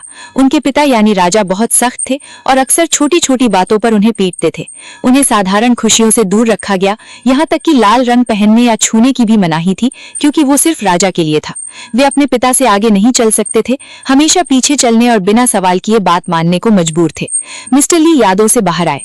कमजोरी दिखाने के बजाय राजकुमार ने शांति से यूजू से कहा कि वो खुलकर खाए, क्योंकि एक बार जब वो उनसे शादी कर लेगी तो वो ऐसा नहीं कर पाएगी। बाद में राजकुमार महल लौटे, जहां नौकरानी ने उन पर सवालों की बौछार कर दी। वो नियमों को तोड़कर यूजू के साथ बाहर जाने से परेशान थी। उसने महल की छवि बचाने के लिए यूजू को शुरू से आखिर तक शाही शिष्टाचार सिखाने का फैसला किया। अगले दिन यूजू काम के लिए निकली और किम और नौकरों ने उसके साथ राजसी व्यवहार किया, यहाँ तक कि वे खुद उसे खाना खिला रहे थे। लेकिन जैसे ही वो बाहर निकली, नौकरानी पहले से इंतजार कर रही थी। इससे पहले कि वो कुछ समझ पाती, राजकुमार का फोन आया। यूजू जल्दी से अपनी कार में बैठी और निकल गई। उन्होंने उससे बताया कि वो अभी तो नौकरानी से बच सकती है, लेकिन उसे आखिरकार उचित शाही आचरण सीखने के लिए उससे मिलना ही होगा। इसी बीच ताइजू ने अपनी पत्नी के लिए नए जूते खरीदे। उसने उसे फुसफुसाकर सुझाव दिया कि वे अभी के लिए यूजू के साथ अच्छा व्यवहार करे। एक बार जब यूजू राजकुमार से शादी कर लेगी तो उसे अपनी कंपनी चलाने की अनुमति नहीं होगी, इसलिए उसका साथ देना, उसे महंगे तोहफे देना और शादी को मंजूरी देना उनके हित में था। उसी समय यूजू ने राजकुमार को प्रभावित करने के लिए नए कपड़े खरीदे, लेकिन जब वो महल लौटी तो नौकरानी फिर से इंतजार कर रही थी, इस बात पर जोर देते हुए कि शिष्टाचार सीखने का समय है, कैसे खड़ा होना है, चलना है और रॉयल्टी की तरह बोलना है। यूजू ने कोशिश की, लेकिन उसका चलना रानी की बजाय एक सिपाही की तरह लग रहा था, जो काफी मजेदार था। फिर भी कुछ मिनटों में उसने नौकरानी का दिल जीत लिया, यहाँ तक कि माहौल ही बदल दिया। जैसे ही उसने राजकुमार को देखा, वो उनके पास दौड़ी और उनसे नौकरानी को ले जाने की विनती की, क्योंकि वो अब और ट्रेनिंग बर्दाश्त नहीं कर सकती थी। अगले दिन लियोन मिस्टर ली के साथ बैठकर शतरंज खेल रहे थे। मिस्टर ली ने उन्हें कहा कि रस्में खत्म हो गई हैं और अब अगले चरण की शुरुआत का समय है। लियोन ने उन्हें ये कहते हुए हटा दिया कि उन्हें निराशा है कि उन्होंने उनकी शादी का समर्थन नहीं किया और मीटिंग में इसे दोबारा न उठाने को कहा। ये साफ हो गया कि मिस्टर ली अपने हित में काम कर रहे थे, लेकिन अगर लियोन भी वैसा ही करते तो देश में अराजकता फैल जाती। इसी बीच नौकरानी ने यूजू को शाही अंतिम संस्कार के बारे में बताया। पिछला 2005 में हुआ था। रानी हियोन की 20 साल पहले एक कार एक्सीडेंट में मौत हो गई। राजा की 7 साल बाद हार्ट अटैक से मौत हुई और 3 साल पहले राजकुमार के भाई यानी क्राउन प्रिंस यून के पिता की आग में मौत हो गई। तब से शाही अंतिम संस्कार गुप्त रखे गए हैं। ये सुनकर यूजू फूट फूट कर रोने लगी और अपने कमरे में भाग गई। उसने उन घटनाओं को ऑनलाइन सर्च किया, एक्सीडेंट, हार्ट अटैक और आग, और राजकुमार के प्रति गहरा दोष महसूस किया। उसने उन्हें फोन करने की कोशिश की, लेकिन उन्होंने जवाब नहीं दिया। उस समय लियोन रानी के साथ थे। उन्होंने जॉन जोंग का परिचय दिया और कहा कि अगले दिन संवाददाताओं के साथ शाही डिनर है। चूंकि वो बीमार थी इसलिए उन्होंने सुझाव दिया कि वो जोंग को साथ ले जाएं। लियोन ने ठंडेपन से जवाब दिया, ये कहते हुए कि उन्हें निराशा है कि आजकल वो बहुत ज्यादा बीमार लग रही हैं। उन्होंने नौकरानी को आदेश दिया कि डॉक्टर दिन में 3 बार उनकी जांच करे। डिनर की बात करे तो वो अकेले जाएंगे। वे बिना जवाब का इंतजार किए चले गए। ऑफिस वापस आकर उन्होंने चोई को जोंग के बैकग्राउंड की जांच करने का आदेश दिया। फिर उन्होंने यूजू को फोन किया, चिढ़कर पूछा कि क्या उसे कुछ चाहिए क्योंकि वो व्यस्त है। यूजू शांत रही। उसने उनसे कहा कि वो उनके साथ खड़ी रहेगी, कि वे उनके बिना एक कदम भी आगे नहीं बढ़ेंगी क्योंकि वे एक है। उसकी बातों ने उन्हें गहराई से प्रभावित किया। उन्होंने फोन काटा और चोई को तैयारी करने का आदेश दिया। वो उस रात रॉयल सूट में जा रहे थे। बाद में यूजू शिष्टाचार की ट्रेनिंग जारी रखी, ठीक से चलने में संघर्ष कर रही थी और बार बार चीजें गिरा रही थी। तभी क्राउन प्रिंस यून मिस्टर ली के साथ आए, जो परेशान लग रहे थे। वे अकेलापन महसूस कर रहे थे, दूसरे बच्चों की तरह नहीं जी पा रहे थे। यूजू इसे नजरअंदाज नहीं कर सकी। वो उनके साथ खेली, मिस्टर ली और नौकरों को भी शामिल होने के लिए प्रोत्साहित किया और खुशी का एक दुर्लभ मोमेंट पैदा किया। लेकिन यून ने उसकी नई कार में सवारी करने की जिद की। विरोध के बावजूद वो उसे मना नहीं कर सकी। उसने मिस्टर ली और मुख्य नौकर से उनके पीछे आने को कहा। सड़क पर जैसे ही वो हंस रहे थे और पल का आनंद ले रहे थे, सब कुछ बदल गया। ब्रेक फेल हो गए। कार बेकाबू होकर दौड़ने लगी। यून घबरा गया, बुरी तरह डर गया। यूजू ने शांत रहने की कोशिश की। उसका पूरा ध्यान उसे सुरक्षित रखने पर था, जैसे कार अनियंत्रित रूप से भाग रही थी। राजकुमार को खबर मिली और वो सब कुछ दांव पर लगाकर बाहर आ गए। उन्होंने पूरी रफ्तार से गाड़ी चलाई और उनका पीछा किया। आखिरी पल में वो आपदा आने से पहली कार को रोकने में कामयाब हो गए, लेकिन इस वजह से उन्हें चोट लग गई। दर्द के बावजूद उनके मन में सिर्फ एक ही बात थी, उन्होंने उन्हें बचा लिया। हाइजो का एक एक्सीडेंट हो जाता है जहां प्रिंस लियोन उसे और क्राउन प्रिंस को सेव करते हैं। दोनों को हॉस्पिटल रश किया जाता है। जैसे ही क्वीन न्यूज़ सुनती हैं, उनका दिल क्राउन प्रिंस के लिए डर से बैठ जाता है। वो हॉस्पिटल की तरफ भागती हैं बिना ये देखे कि वो कहाँ जा रही हैं। वहाँ वो प्राइम मिनिस्टर मिस्टर ली को अपने सामने खड़ा पाती हैं और उन पर क्राउन प्रिंस को प्रोटेक्ट ना कर पाने के लिए चिल्लाने लगती हैं, क्योंकि उन्हें यकीन है कि कार टारगेटेड थी और कोई उन्हें एलिमिनेट करने की कोशिश कर रहा था। वो उन्हें शांत होने के लिए कहते हैं और अश्योर करते हैं कि योन यानी किंग बहुत अच्छी कंडीशन में है। क्वीन उन्हें चेक करने के लिए एंटर करती हैं और रिलीव महसूस करती हैं जब वो देखती हैं कि वो फाइन है, लेकिन वो शॉक हो जाती हैं जब वो सुनती हैं कि प्रिंस इयन एक्सीडेंट के वक्त वहां प्रेजेंट थे और कार को किसी भी कीमत पर रोकने की कोशिश में अपने लेफ्ट शोल्डर को इंजर करने के बाद उन्हें सर्जरी के लिए जाना पड़ा। उसी मोमेंट पर असिस्टेंट मिस्टर ली को साइड में बुलाता है और प्राइवेटली बात करने के लिए कहता है। वो उन्हें बताता है कि एक्सीडेंट की फोटोज सोशल मीडिया पर स्प्रेड हो गई हैं और फॉर्चुनेटली हाइजू की कार ने अटेंशन ड्रॉ किया, जबकि royal guard vehicles accident site और कैमरा से काफी दूर थे। हमें यह भी पता चलता है कि हाइजू बेहोश हो गई थी, लेकिन टेस्ट कंफर्म करते हैं कि वो फाइन है। अनफॉर्चुनेटली क्वीन उनकी कॉन्वर्सेशन सुन लेती हैं। वो गुस्से से पागल हो जाती हैं जब उन्हें पता चलता है कि इस डिजास्टर के पीछे शुरू से हाइजू थी। एक्सट्रीम एंगर में वो हाइजू के रूम की तरफ बढ़ती हैं ताकि हॉस्पिटल में उसे ह्यूमिलिएट कर सके, लेकिन मिस्टर ली उनका रास्ता रोक लेते हैं और एडवाइस करते हैं कि अंदर ना जाएं। राइट नाउ लोग मानते हैं कि हाइजू की कार एक्सीडेंट में इन्वॉल्व थी, क्राउन प्रिंस उनके साथ थी और प्रिंस लियोन उन्हें सेव करते वक्त एक रेकलेस ट्रैफिक वायलेशन के बाद इंजर हो गए। अगर पूरी डिटेल्स लीक हो गई तो क्राउन प्रिंस पर सारा ब्लेम आएगा, जिससे एक रियल रॉयल स्कैंडल और अनप्रिडिक्टेबल कॉन्सिक्वेंसेज हो सकते हैं। वो उन्हें अश्योर करते हैं कि वो जो कुछ भी कर रहे हैं वो पैलेस की रेपुटेशन और उनके पर्सनल इंटरेस्ट को प्रोटेक्ट करने के लिए कवर अप है। मीनवाइल हम चॉय और मेड को ऑपरेटिंग रूम के बाहर खड़ा देखते हैं, जो प्रिंस लियोन के लिए फिक्र से बिल्कुल परेशान है। डॉक्टर बाहर आते हैं और उन्हें रीअश्योर करते हैं कि सर्जरी सक्सेसफुल रही और 1 घंटे के अंदर उन्हें उनके रूम में ट्रांसफर कर दिया जाएगा। वो कंफर्म करते हैं कि उनका आर्म ठीक है और कोई फ्रैक्चर नहीं है, बस एक माइनर इंजरी है। उसके बाद मिस्टर ली चले जाते हैं और चॉय से हाइजू के रूम के बाहर सिक्योरिटी बढ़ाने के लिए कहते हैं, क्योंकि वो उसके लिए वॉरिड हैं, और इंसिस्ट करते हैं कि जैसे ही वो होश में आए उन्हें तुरंत इन्फॉर्म किया जाए। मीनवाइल क्राउन प्रिंस होश में आ जाते हैं। उनके दिमाग में सबसे पहली चीज हाइजू है। उनके कदम सीधे उसके रूम की तरफ जाते हैं। वो उसके सामने खड़े होकर एक्सीडेंट के मोमेंट को याद करते हैं, कैसे उसने उन्हें प्रोटेक्ट किया और अपने से ज्यादा उनकी केयर की। जैसे ही वो उसके पास आते हैं और उसका हाथ टच करते हैं, वो तुरंत जाग जाती है और अपना दर्द भूल जाती है। वो पैनिक करती है जब उसे एक्सीडेंट याद आता है कि कहीं उन्हें चोट तो नहीं लगी। वो बार बार माफी मांगते हैं क्योंकि उन्होंने कार बाहर ले जाने की जिद की थी, जिस वजह से ये डिजास्टर हुआ। वो एक दूसरे को रीअश्योर करते हैं कि दोनों ठीक हैं, लेकिन सडनली उसे प्रिंस लियोन की याद आती है और उनके बारे में पूछती है। वो स्माइल करते हैं और बताते हैं कि उसकी तरह वो बेहोश नहीं हुए थे, वो सीधे सर्जरी के लिए गए। जैसे ही हाइजू सुनती है कि प्रिंस लियोन इंजर हो गए हैं, वो उनके रूम की तरफ भागती है। वो उन्हें स्कोल्ड करने लगती है कि उन्होंने उसे सेव क्यों किया और खुद को चोट क्यों पहुंचाई। वो उनके चेहरे के पास आती है और मजाक करती है कि उनमें उनके फेस के अलावा कुछ स्पेशल नहीं है, ताकि टेंशन थोड़ी कम हो जाए। ऑनेस्टली वो उसके साथ इतने जेंटल हैं कि वो उनसे कहती है कि वो उसे ऐसे ट्रीट करते हैं जैसे वो सच में उनसे प्यार करते हो और उन पर फॉल फॉर हो गए हो। वो उसकी बातों पर हंसते हैं, लेकिन ये क्लियर है कि वो सच में उनके प्यार में पड़ गए हैं। नेक्स्ट डे हम ताइजू और उनकी वाइफ को अपने नए स्टेटस के हिसाब से ट्रेनिंग लेते हुए देखते हैं। सडनली उन्हें उनके फादर का कॉल आता है, जो उन्हें इस डिजास्टर के बारे में बताते हैं जो हाइजू ने किया है। वो तुरंत टीवी ऑन करते हैं और हर जगह हाइजू की न्यूज देखते हैं, जो कैसल ब्यूटी की ओनर है और हाई स्पीड पर कार चला रही थी। जबकि पुलिस अभी भी इन्वेस्टिगेट कर रही है, ताइजू ये सुनकर अपना आपा खो देता है और अपनी वाइफ को लेकर अपने फादर से मिलने निकल जाता है। हॉस्पिटल में सेक्रेटरी हाइजू की रूम में एंटर करने की कोशिश करती है, लेकिन गार्ड उसे रोक देते हैं जब तक हाइजू बाहर आकर उसे अंदर नहीं ले लेती। वहां सेक्रेटरी उसे डिजास्टर से होने वाला डिजास्टर दिखाती है। उसकी कंपनी के शेयर सिर्फ 3 मिनट में गिर गए और बोर्ड ऑफ डायरेक्टर्स टेंस है और उससे हॉस्पिटल से निकलते ही मिलने की डिमांड कर रहे हैं। हाइजू उसकी हर बात को इग्नोर करती है और अपसेट फील करती है कि उसके फादर और ब्रदर को न्यूज मिली, लेकिन किसी ने उसके बारे में नहीं पूछा। सेक्रेटरी अपने यूजुअल ड्रामेटिक तरीके से गुस्सा होती है, बार बार पूछती है कि एक्सीडेंट कैसे हुआ और उस पर ड्रंक होने का इल्जाम लगाती है। हाइजू एक्सप्लेन करती है कि ब्रेक्स फेल हो गए थे और क्राउन प्रिंस उनके साथ थे, इसलिए इन्वेस्टिगेशन कॉन्फिडेंशियल रहनी चाहिए और किसी को यहाँ तक कि प्रेस को भी नहीं पता चलना चाहिए। सेक्रेटरी स्ट्रेस से पागल होकर उछलने लगती है और कहती है कि उसने शुरू से ही इस मैरिज में खुद को फंसा लिया है। जब से प्रिंस लियोन उसकी लाइफ में आए हैं, सब कुछ उल्टा पुल्टा हो गया है। हर दिन एक नया डिजास्टर आता है, कभी अंडे फेंके जाते हैं तो कभी पैलेस में आग लगाने का एक्यूजेशन, और अब वो मरते मरते बची है। हाइजू रिस्पॉन्ड करती है कि प्रिंस लियोन ने उसकी जान बचाई है। सेक्रेटरी इस रिपीट लाइन से अनॉय हो जाती है और कहती है कि वो ऐसे बात कर रही है जैसे वो एक दूसरे से प्यार करते हो, जबकि रियलिटी में वो 3 साल बाद डिवोर्स कर लेगी, क्योंकि ये एक मैरिज ऑफ कन्वीनियंस है। Unfortunately Mister Lee by chance enter करते हैं और सब कुछ सुन लेते हैं। उन्हें पता चलता है कि हाइजू प्रिंस लियोन से प्यार की वजह से शादी नहीं कर रही, जैसा उसने उन्हें यकीन दिलाया था। वो उन्हें कन्फ्रंट करती है और वो एडमिट करती है कि ये एक म्यूचुअली बेनिफिशियल मैरिज है, इंटरेस्ट्स का एक्सचेंज है। उसने तो उन्हें 3 बार प्रपोज किया था और उन्होंने हर बार रिफ्यूज कर दिया। वो उन्हें याद दिलाती है कि उसके पास सब कुछ है, पैसा, टैलेंट, एम्बिशन, लेकिन स्टेटस नहीं है। प्राइम मिनिस्टर मिस्टर ली उसके पास बैठते हैं और कहते हैं कि अगर वो सिर्फ स्टेटस के लिए प्रिंस लियोन से शादी कर रही है तो बेहतर होगा कि वो उनसे शादी कर ले।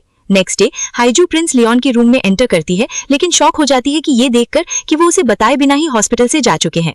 वो उन्हें कॉल करने की कोशिश करती है, लेकिन वो आंसर नहीं करते। उसे फील होने लगता है कि उनकी मैरिज नहीं चलेगी। सेक्रेटरी उसे बताती है कि उसने सुबह जल्दी उन्हें उसके रूम के बाहर खड़ा देखा था जब मिस्टर ली उसके साथ थे, और पूछती है कि क्या उन्होंने कुछ कहा। ली की बातें याद करती है और सस्पेक्ट करती है कि शायद उन्होंने उनकी कॉन्वर्सेशन सुन ली होगी, इसलिए वो रिस्पॉन्ड नहीं कर रहे। वो शॉक में चिल्लाती है, लेकिन सबसे बड़ा शॉक ये है कि प्रिंस लियोन ने सर्वेंट्स को ऑर्डर दिया है कि उसे रॉयल स्वीट से बाहर निकाल दें और उसका सारा सामान लौटा दें। यहाँ तक कि उनके नाम का कार्ड भी वापस ले लिया गया। वो पैलेस से निकल जाती है, खुद को संभाल नहीं पा रही, अभी भी उन्हें कॉल कर रही है, लेकिन वो आंसर नहीं करते। सरप्राइज तब आता है जब हमें पता चलता है कि उन्होंने सच में उसे मिस्टर ली से ये कहते हुए सुना था कि ये सिर्फ बेनिफिट और सोशल स्टेटस के लिए था। वो डीपली हर्ट होते हैं और पहले स्टॉप पर ही उतर जाते हैं। हाइजू उन्हें मैसेज भेजती है कि गेम्स खेलने के बजाय वो उसे डायरेक्टली फेस करें। वो पैलेस जाती है और उन्हें कन्फ्रंट करती है कि वो उसे बताए बिना हॉस्पिटल से कैसे जा सकते हैं और फिर उसे बाहर क्यों निकाला। उसे शक है कि क्वीन इसके पीछे है या उन्होंने मिस्टर ली के साथ उसकी बात सुन ली है। वो उन्हें बताते हैं कि एक्सीडेंट डेलिब्रेट था, कोई उसे मारना चाहता था और इस वजह से वो प्लान बदल देंगे और अपनी मैरिज कैंसिल कर देंगे। वो शॉक हो जाती है और पूछती है कि वो इसे कैंसिल कैसे कर सकते हैं। वो इंसिस्ट करती है कि क्वीन ही रीजन होनी चाहिए और उन्हें याद दिलाती है कि क्राउन प्रिंस ने उनके साथ राइड करने की जिद की थी। ये उसकी गलती नहीं थी। अगर एक्सीडेंट इंटेंशनल था तो वो विक्टिम है, लेकिन वो जहर जैसे वर्ड्स के साथ रिस्पॉन्ड करते हैं, ये कहते हुए कि वो उस जैसी लड़की से शादी नहीं कर सकते जो रूल्स तोड़ती है और थ्रोन को अपनी प्रॉब्लम से थ्रेटन करती है। ये सुनकर हाइजू सच में हर्ट और ब्रोकन फील करती है, लेकिन उनके सामने अपनी प्राइड बनाए रखती है। उसके बाद हम ताइजू को उनके फादर के साथ बैठकर हाइजू के खिलाफ भड़काते हुए देखते हैं। वो उन्हें एक्सीडेंट की डिटेल्स दिखाता है और क्लेम करता है कि वो रेकलेस ड्राइविंग कर रही थी और इन्फ्लुएंस में होगी। उसे प्रिंस लियोन के साथ रिलेशनशिप और कंपनी के गिट्टे शेयर्स के लिए ब्लेम करता है, वार्निंग देते हुए कि कंपनी किसी भी वक्त कोलैप्स कर सकती है। उसी मोमेंट पर हाइजू एंटर करती है और उन्हें अपने बारे में बुरा बोलते हुए पाती है। कामली वो उन्हें बताती है कि वो जल्द ही एक ऑफिशियल स्टेटमेंट रिलीज करेगी, सच्चाई बताते हुए कि सब्सटेंसेस का इस सबसे कोई लेना देना नहीं है।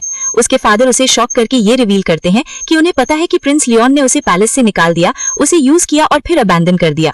वो फ्यूरियस हो जाती है कि उनका कोई पीछा कर रहा है, लेकिन कामली रिप्लाई करती है कि उसने भी उन्हें यूज किया।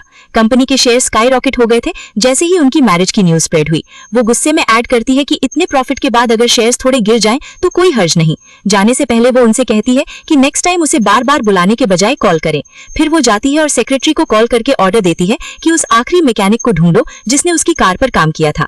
पैलेस में हम चॉय को प्रिंस लियोन के साथ कंफ्यूज देखते हैं कि उन्होंने सडनली हाइजू से रिश्ता क्यों तोड़ा और एंगेजमेंट कैंसिल कर दी। लियोन हेजिटेट करते हैं, फिर कहते हैं कि वो उसके लिए डर गए थे। वो अपनी मदर की कार एक्सीडेंट में डेथ को याद करते हैं और मिस्टर ली की बातों को कि ये एक्सीडेंट डेलिब्रेट था और उनकी कार के साथ टैंपरिंग की गई थी। उन्हें एडवाइस किया गया था कि उसकी सेफ्टी इंश्योर करने के लिए उसे पैलेस से दूर रखें। अपने थॉट से बाहर आकर वो चॉय से कहते हैं कि उन्हें उसके स्टेटस के लायक एक फेयरवेल गिफ्ट प्रिपेयर करना होगा। नेक्स्ट डे हाइजू सरप्राइज हो जाती है जब चॉय एक रॉयल इवेंट यानी रॉयल बैंक्वेट का इन्विटेशन लेकर आता है। ये बहुत इंपॉर्टेंट ओकेजन है। वो उसे एक एक्सपेंसिव ड्रेस प्रेजेंट करता है जो प्रिंस लियोन ने खास तौर पर उसके पहनने के लिए भेजी है। वो उसे इन्फॉर्म करता है कि उसे व्हाइट नहीं पहनना चाहिए क्योंकि सिर्फ क्वीन ही उसे पहनती है। चॉय उसे याद दिलाता है कि बैंक्वेट अटेंड करने से उसके लिए बहुत से रॉयल इन्विटेशंस खुल जाएंगे, उसका बिजनेस बूस्ट होगा और ये कंफर्म हो जाएगा कि उनका रिलेशनशिप खत्म नहीं हुआ है। स्ट्रेंजली इस सब के बाद हाइजू अटेंड करने से मना कर देती है। वो उसे बताती है कि मैरिज ओवर है, इसलिए उसकी जाने का कोई रीजन नहीं है। चॉय पैलेस वापस आता है और प्रिंस लियोन को बताता है कि हाइजू ने क्या कहा कि उसने उसे लगभग बाहर निकाल दिया जब उसने अटेंड करने के लिए बेग किया, लेकिन उसने फर्मली रिफ्यूज कर दिया। बाद में क्वीन प्रिंस के साथ बैठती हैं और हाइजू के साथ उनके रिलेशनशिप के अंजाम के बारे में पूछती हैं, स्पेशली ये सुनने के बाद कि उन्होंने उसे रॉयल स्वीट से एक्सपेल कर दिया। वो उन्हें बताते हैं कि उन्होंने ये उसे प्रोटेक्ट करने के लिए किया और उन्होंने एक कंडीशन पर मैरिज के साथ आगे बढ़ने का डिसाइड किया है कि क्वीन पर्सनली हाइजू को रॉयल बैंक्वेट पर इन्वाइट करें, क्योंकि वो नहीं चाहते कि उनके सेपरेशन के बाद वो सफर करे। उस दिन से हर बार जब प्रिंस लियोन उसे बुलाते हैं वो मना कर देती है, यहाँ तक कि वो सोचने लगते हैं कि वो पागल हो गई है। चॉय उन्हें बताता है कि उसका पूरा हक है, वो उनके साथ कोई कनेक्शन नहीं चाहती जब उन्होंने उसे बीच रास्ते में छोड़ दिया और वॉक अवे कर गए। उसके बाद हम सेक्रेटरी को हाइजू को कॉल करते हुए देखते हैं, जो उसे बताती है कि उसने मैकेनिक को ट्रैक कर लिया है और उसके बारे में इंफॉर्मेशन निकाली है, लेकिन अनफॉर्चुनेटली उसका कोई क्रिमिनल रिकॉर्ड नहीं मिला। हाइजू तुरंत अपनी इंटेलिजेंस यूज करती है और उसे वर्कशॉप के सामने वाले सुपरमार्केट का सर्वेलेंस कैमरा चेक करने के लिए कहती है। जैसे ही कॉल एंड्स होती है, हाइजू को प्रिंस लियोन का मैसेज मिलता है मिलने के लिए। वो उनसे मिलने जाती है और वो कंफ्यूजन में पूछते हैं कि वो बैंक्वेट अटेंड करने से क्यों डर रही है जब उन्होंने उसके लिए सब कुछ प्रिपेयर किया है, उसका आउटफिट, उसका अपीयरेंस, यहाँ तक कि एटिकेट लेसन्स भी। वो उन्हें देखती है और कहती है, क्या आपने नहीं कहा था कि मैं जहाँ जाती हूँ ट्रबल लाती हूँ और डिजास्टर्स करती हूँ, तो फिर आप मेरे बैंक्वेट अटेंड करने पर क्यों इंसिस्ट कर रहे हैं? प्रिंस लियोन अपसेट हो जाते हैं और उन्हें बताते हैं कि वो उसे प्रोटेक्ट कर रहे हैं, स्पेशली जब उनकी अभी शादी भी नहीं हुई और ये सब हो गया, तो अगर उनकी सच में शादी हो गई तो और क्या हो सकता है। वो खड़ी होती हैं और उन्हें कावर्ड कहती हैं। सडनली वो एक एरो पकड़ती हैं और सार्कास्टिकली कहती हैं, लगता है आपको कैट से प्यार है, शायद आपको उन्हें प्रोटेक्ट करने की कोशिश करनी चाहिए। इससे पहले कि वो शूट करें वो आगे बढ़ते हैं, एरो उससे छीन लेते हैं और एंड में अपना हाथ इंजर कर लेते हैं। वो उनका हाथ पकड़ती है और बताती है कि किसी को प्रोटेक्ट करने के लिए अटैक और रेजिस्ट करना पड़ता है। उसने उनमें सिर्फ सबमिशन देखा है और इसीलिए वो अपने से नीचे के लोगों से हारते रहते हैं। वो उन्हें बताती है कि वो उनसे सिर्फ स्टेटस नहीं चाहती थी, उन्हें अपने गोल्स तक पहुंचने के लिए फाइट और स्ट्रगल करने की जरूरत है। उस मोमेंट पर हम कंपनी की टीम को सर्वेलेंस कैमरास मॉनिटर करते हुए देखते हैं मैकेनिक को लोकेट करने के लिए। वो फाइनली उसे एक कैमरा में देख लेते हैं और डिस्कवर करते हैं कि उसने कैसल कार्ड ऐप का यूज करके पे किया था। रियल शॉक ये है कि हाइजू के फादर उस कंपनी के लिए रिस्पॉन्सिबल हैं। बाद में हम मिस्टर ली को मूनलाइट के नीचे खड़े हाइजू की बातें याद करते हुए देखते हैं जब उन्होंने उसे प्रपोज किया था। हमें पता चलता है कि उसने उन्हें रिजेक्ट कर दिया क्योंकि उनकी अथॉरिटी का टर्म सिर्फ 5 साल का है और अगर प्रिंस लियोन उसे डिवोर्स भी कर देते हैं तब भी वो रॉयल फैमिली से प्रिंस लियोन ही रहेंगे। लेकिन मिस्टर ली की सिचुएशन डिफरेंट है, उन्हें एक और टर्म सर्व करने की जरूरत होगी। ये क्लियर हो जाता है कि उसने सब कुछ केयरफुली कैलकुलेट किया था, इमोशन से ज्यादा बेनिफिट को वैल्यू दी। आखिरी दिन प्रिंस लियोन हाइजू को कॉल करते हैं और उसे बैंक्वेट अटेंड करने के लिए कहते हैं क्योंकि ये उसके बेस्ट इंटरेस्ट में है। वो उन्हें और कैट्स को हर्ट ना करने के लिए अपोलोजाइज करती है। वो भी उनसे अपना प्रॉमिस ना निभा पाने के लिए माफी मांगते हैं। नेक्स्ट डे कंपनी में चॉय बहुत खुश है कि हाइजू बैंक्वेट अटेंड करेगी। वो बैंक्वेट प्रोटोकॉल के बारे में सब कुछ डिटेल में एक्सप्लेन करता रहता है। वो उसे बताता है कि हर गेस्ट का रॉयल कोर्ट में एक ऑफिशियल रैंक होता है और वो रैंक सोशल हायरार्की के बेसिस पर डिसाइड करता है कि वो कहाँ बैठेंगे। वो एक्सप्लेन करना कंटिन्यू करता है कि बैंक्वेट 2 पार्ट्स में डिवाइडेड है। पहला पार्ट एक छोटी गैदरिंग है जहाँ क्वीन गेस्ट से मिलती हैं और उनसे अक्वेंट होती हैं। दूसरा पार्ट एक ग्रैंड इवेंट है जिसे आफ्टर बैंक्वेट कहा जाता है, जिसमें गेस्ट्स के पार्टनर्स, कैबिनेट मेंबर्स और सीनियर रॉयल फैमिली मेंबर्स होते हैं, जो काफी बड़ा और लग्जूरियस होता है। हाउएवर वो उसे इन्फॉर्म करता है कि उसका कोई ऑफिशियल रैंक नहीं है क्योंकि वो ना तो कोई गवर्नमेंट ऑफिशियल है और ना ही नोबल, जिसका मतलब है कि वो हॉल के सबसे पीछे बैठेगी, हमेशा लास्ट रो में। हाइजू हंसती है और कहती है, तो अगर मेरी पहले ही शादी हो गई होती तो मैं अब तक फ्रंट रो में बैठी होती। कुछ दिनों बाद बैंक्वेट की प्रिपरेशंस शुरू हो जाती हैं। क्वीन बहुत खुश है कि हाईजियो अटेंड नहीं कर रही, या उन्हें ऐसा लगता है। सडनली बिना किसी वार्निंग के हाईजियो उनके सामने एक मॉडर्न एलिगेंट व्हाइट सूट पहनकर अपीयर होती हैं, सारे रूल्स और प्रोटोकॉल्स तोड़ते हुए, जैसे उन्हें चैलेंज कर रही हूँ। क्वीन फ्यूरियस है, लेकिन खुद को काबू में रखती हैं। वो नोबल वुमन के साथ बाहर वॉक करने का डिसाइड करती हैं, और जब वो नोटिस करती हैं कि हाईजियो धूप में अनकंफर्टेबल है, तो वो उसका फायदा उठाती हैं। उसे गर्मी में लंबी डिस्टेंस वॉक करने के लिए फोर्स करती हैं, ताकि उसे याद दिला सकें कि वो अभी भी सेकंड क्लास है। सडनली सब हैरान रह जाते हैं जब प्रिंस लियोन खुद हाईजियो के पास आते हैं। वो उससे कहते हैं कि वो उन्हें लीड करना सिखाएं, और प्रॉमिस करते हैं कि वो अब किसी के आगे सबमिट नहीं करेंगे और अपनी पूरी ताकत के साथ उसके साथ लड़ेंगे। वो दोनों सबके सामने डिग्निटी के साथ वॉक करते हैं। बाद में हाईजियो मेड की हेल्प से एक स्टनिंग ड्रेस पहनकर ग्रैंड इवेंट के लिए प्रिपेयर होती है। प्रिंस लियोन उनका नर्वसली वेट करते हैं, जैसे कोई एग्जाम रिजल्ट्स का वेट कर रहा हो। जिस मोमेंट वो उसे देखते हैं, वो उसकी ब्यूटी देखकर कंप्लीटली स्टन्ड हो जाते हैं। At the same time crown Prince यान बैंक्वेट के लिए प्रिपेयर होते हैं। हालांकि क्वीन ने उनसे अटेंड न करने के लिए कहा था, वो वहां रहने पर इंसिस्ट करते हैं, ताकि किसी को भी सेलिब्रेशन बर्बाद करने से रोक सकें। मीनवाइल क्वीन मिनिस्टर मिस्टर ली के साथ एलिगेंटली ड्रेस्ड एंटर करती हैं। वो एक नोबल गर्ल को सिलेक्ट करती हैं और मिस्टर ली को हिंट देती हैं कि ये लड़की प्रिंस लियोन के लिए सूटेबल है, जैसे सब कुछ कंट्रोल करने की कोशिश कर रही हूँ और इम्प्लाई कर रही हूँ कि हाईजियो बस एक गेस्ट है जो जल्द ही चली जाएगी। जैसे ही बैंक्वेट शुरू होता है, प्रिंस लियोन अपनी फॉर्मल अटायर में एक मूवी स्टार की तरह हाईजियो का हाथ पकड़कर एंटर करते हैं। उसने एक ब्रेथ टेकिंग ड्रेस पहनी है, जैसे सिंड्रेला। हर कोई उसकी ब्यूटी और एलिगेंस देखकर मेस्मराइज्ड है। वो दोनों साथ में अपनी पहली डांस शुरू करते हैं। डांस के बीच में एक रोमांटिक मूव में प्रिंस लियोन सबको सरप्राइज कर देते हैं। वो एक घुटने पर बैठते हैं और सबके सामने अपनी मदर क्वीन हियन की रिंग के साथ उसे प्रपोज करते हैं। हाईजियो को रिंग पहनते हुए इस ओवरवेलमिंग जॉय पर यकीन ही नहीं होता, लेकिन प्रिंस लियोन वहां नहीं रुकते। वो उसका हाथ पकड़ते हैं और क्राउन प्रिंस यान के पास जाकर अपनी मैरिज के लिए उनका ब्लेस मांगते हैं। क्वीन एक मैड वुमन की तरह यान को रोकने के लिए भागती हैं और उनसे रिफ्यूज करवाने की कोशिश करती हैं, लेकिन क्राउन प्रिंस यान खड़े होते हैं और प्रेस कैमरास के सामने मैरिज को अप्रूव और ब्लेस करने का अनाउंसमेंट करते हैं, जो हर मोमेंट को कैप्चर कर रहे हैं। ये न्यूज वाइल्ड फायर की तरह स्प्रेड हो जाती है और क्वीन के अलावा हर कोई उनके लिए खुश है, जो गुस्से से उबल रही हैं। फिर हम मिस्टर ली को कंफ्यूज्ड और शेकन देखते हैं, जो अपनी सांस लेने के लिए बाहर निकलते हैं। क्वीन उनके पास आती हैं और उन्हें अपनी अथॉरिटी यूज करके मैरिज को रोकने के लिए कन्विंस करने की कोशिश करती हैं, लेकिन वो रिफ्यूज कर देते हैं, ये कहते हुए कि जब क्राउन प्रिंस ने खुद इसे अप्रूव किया है तो वो उनके ऑर्डर्स के खिलाफ नहीं जा सकते। वो उन्हें छोड़ देते हैं। क्वीन वापस आती है और प्रिंस लियोन उनसे डांस के लिए पूछते हैं। वो उन्हें कहती है कि उन्होंने कभी इमेजिन नहीं किया था कि वो उन्हें ऐसे डिसीव करेंगे, वार्निंग देते हुए कि वो मैरिज को इतनी आसानी से कंटिन्यू नहीं होने देंगी। वो उन्हें रिस्पॉन्ड करते हैं कि वो क्राउन प्रिंस द्वारा इशू किए गए रॉयल डिक्री को अपोज नहीं कर सकती, और अगर वो चाहती है कि मैरिज आगे बढ़े तो ये उनकी कंडीशंस पर होगी, किसी और की नहीं। वो उन्हें लेट किंग की विल के मॉडिफिकेशन के बारे में डेंजरस सीक्रेट्स रिवील करके शॉक कर देते हैं।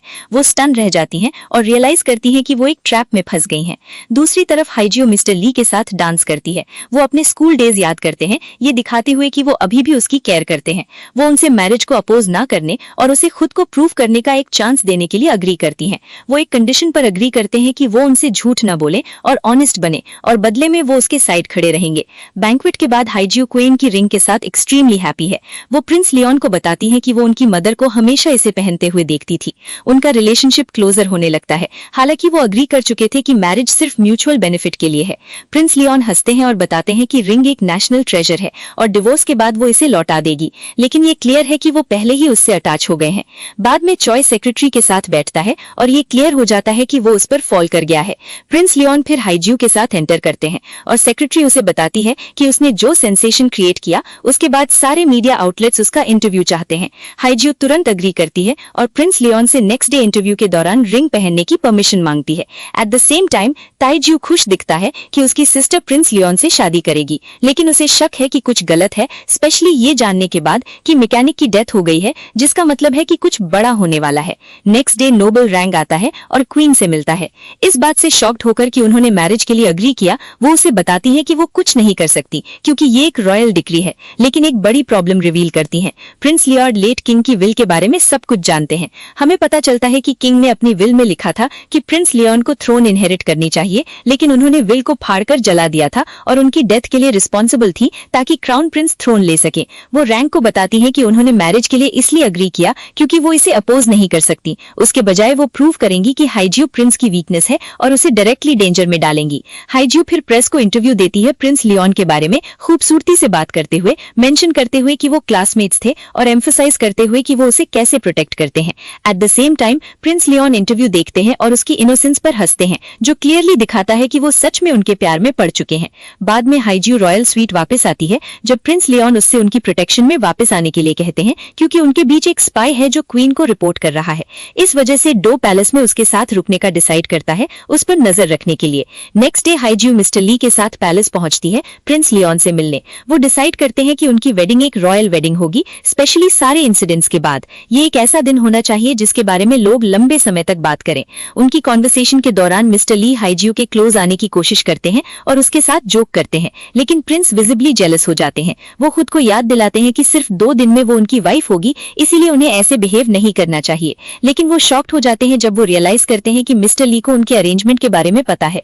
वो मिस्टर ली पर ट्रस्ट करने के लिए हाईज्यू से आर्ग्यू करते हैं, लेकिन वो उन्हें रीअश्योर करती हैं कि मिस्टर ली वो हैं जिन पर वो सबसे ज्यादा ट्रस्ट करती हैं और उन्हें अपने गोल्स अचीव करने के लिए उनकी साइड जरूरत है, स्पेशली क्योंकि वो प्रिंस लियोन पर पूरा ट्रस्ट नहीं करती और बिलीव करती है कि वो उन्हें किसी भी वक्त अबैंडन कर सकते हैं। इस वजह से वो दोनों बैठते हैं और अपनी मैरिज की टर्म्स लिखना शुरू करते हैं।